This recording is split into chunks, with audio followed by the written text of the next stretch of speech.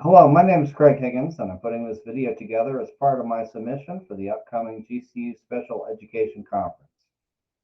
My topic is social perceptions of students in special education, and the title of my presentation is Make Every Voice Heard, Creating a Successful Educational Climate for Special Education Students. Now, it's well documented in the education field that students with learning disabilities often have in tandem challenges in how they relate to the peers.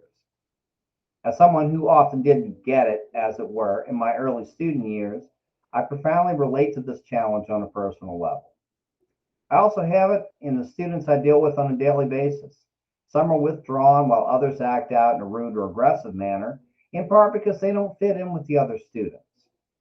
This creates problems for everybody, the student, the teacher, and the other classmates. So, as teachers, we have to create a climate of learning whereby the student with a learning disability of the socio-emotional type feels accepted and can therefore thrive in the classroom.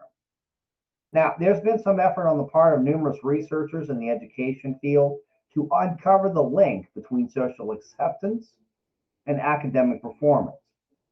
Some researchers would place the crux of the argument at the feet of what's called the moral disposition of the teacher, or that instructor's willingness and commitment to providing a fair and equitable environment for learning. However, others have attempted to investigate this link, and what was found in a particular paper led by a group by Garrett Felder et al., and there is in the abstract, there is a list of links whereby you could read up on that particular paper. See, it was actually effective classroom management on the part of the teacher that made a causal difference in learning outcomes, not their attitude or commitment to a moral or ethical perspective. Now, this would be an obvious conclusion to any experienced classroom teacher, particularly those who have worked in environments with large class sizes, which is typical in many public school settings. If, as an instructor, you set up the same set of rules for everybody and enforce them fairly, you will, by extension, improve the overall climate of learning for the whole body of students, and the child with the learning disability included. Now, certainly the argument can be made that as a service industry, teachers must have a moral willingness to reach out and help every student. But I don't think that's a main driver in learners willing to accept their socially awkward peers. I think a set of reasonable rules enforced fairly sends the message that everyone will be treated the same in as much as possible, which in turn models the behavior many students need to show them how they should be treating others.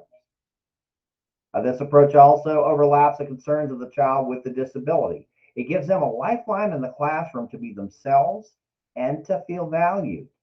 And when a student feels valued, they tend to be more successful in the classroom. My proposal then would be to set up a comparison of in-service teachers with one control group rather, implementing one set of classroom management techniques versus another with a different set of expectations. Now, this trial period could occur at the beginning of a second semester, like in January. Teachers will be given a reporting form, either on paper or online, and they will be asked to fill the form out at the end of the trial period.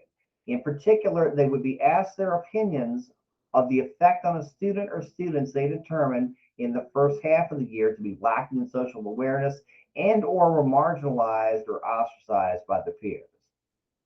Now, limitations of this approach would be in the subjective nature of the self-reporting.